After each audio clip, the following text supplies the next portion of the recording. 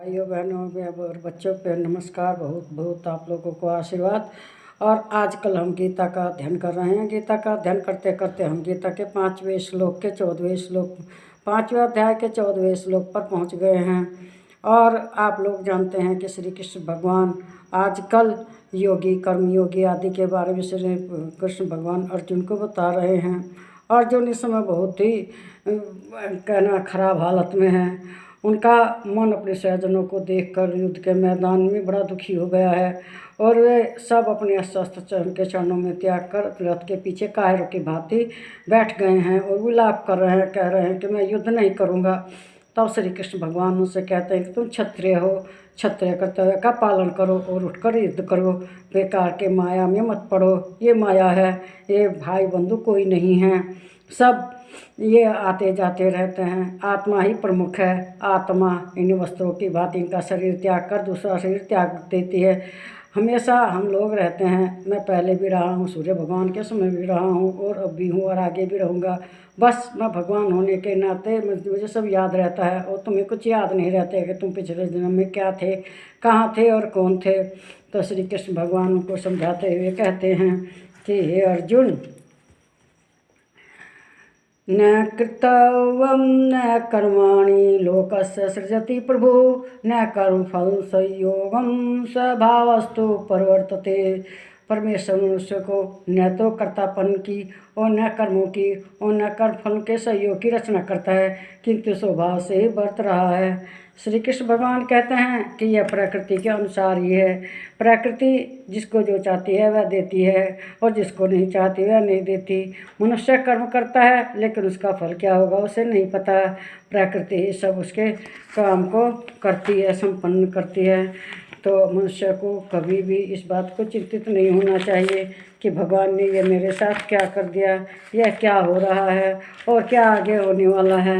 यह संसार एक माया रूपी स्वप्न है और मनुष्य स्वप्न में बहुत कुछ देखता है। स्वप्न में कभी वह देखता है कि मैं राजा के समान धनी हो गया हूँ, लेकिन जब वह सपने से उठता है, उसकी ज्ञान की आंखें खुलती हैं तो वहाँ कुछ नहीं रहता, सब झूठ है। तो यह संसार भी एक माया रूपी है, स्वप्न की भांति है। इस पर अज्ञान की चादर चढ़ी रहती है। जब यह अज्ञान दूर हो जाता है तो हम एकदम जैसे सपने से जागे हुए हैं इस तरह हो जाते हैं। तो वे कहते हैं कि मनुष्य को कर्तापन और कर्मफल यह सब संयोग की बात है, यह सब स्वाभाविक है, यह सब उस प्रकृति के अनुसार होता है। मनुष्य जैसे कर्म करता है उसका फल स्वयं ही भोगता है, वह स्वयं इसके जिम्मेदार होता है। मनुष्य को कभी भी ये नहीं सोचना चाहिए कि भगवान ने कर दिया, बल्कि भगवान नहीं करते, यह उसके कर्म के फलों का फल होता है। मनुष्य को हमेशा यह सोचना चाहिए कि भगवान मेरे अंदर हैं। क्यों? जो आत्मज्ञानी होता है, आत्म तत्व का ज्ञान होता है, उसके अंदर भगवान निवास करते हैं। मनुष्य को यह समझना चाहिए कि यह स्वाभाविक हो रहा है और न किसका आदि है न अंत है। यह गोल गेंद की भांति है, जहाँ हम खड़े हैं वहीं से शुरू होता है और वहीं पर आकर समाप्त होता है। यह पहिए की धुरी के समान है जो कब चलती नहीं है, एक ही जगह स्थिर रहती है। लेकिन जो पहिया चारों ओर से चल रहा है वह अपने स्थान को परिवर्तित करता है, एक स्थान से दूसरे स्थान पहुंच जाता है, लेकिन धुरी वहीं पर रह जाती है।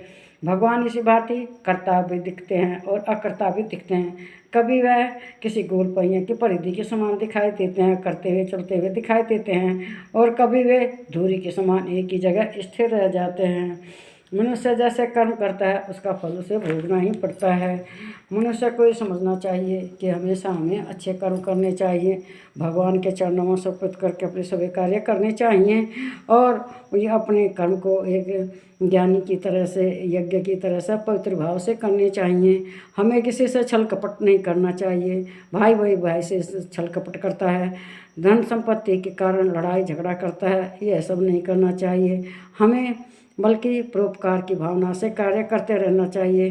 अगर हमारा भाई बंधु है, भतीजा है, अगर उसकी आर्थिक स्थिति खराब है और वह पढ़ाई नहीं कर पा रहा ऊँची, तो उसकी मदद करनी चाहिए। रुपये से, पैसे से, हर तरह से मदद करनी चाहिए, जिससे कि वह पढ़ लिख कर एक सम्मानजनक नागरिक बने और अच्छा व्यवसाय मिले उसको। इस तरह से मनुष्य को अपने भाई बंधु के बेटी की भी शादी करानी चाहिए। क्योंकि किसने कहा है कि कुंवारी की शादी कराएं और शादीशुदा का गौना कराएं, तो यह बड़ा पुण्य का काम होता है। तो मनुष्य को इस प्रकार सामूहिक शादियां भी करवानी चाहिए। जैसे मुकेश अंबानी ने अपनी बेटी की शादी से पहले, अपने बेटे की शादी से पहले सैकड़ों लड़के लड़कियों की शादी कराई और इस तरह से पुण्य किया। उन्हें उपहार में बहुत सा सामान भी दिया, बर्तन कपड़े आदि वगैरह सब दिए और नगद भी दिया।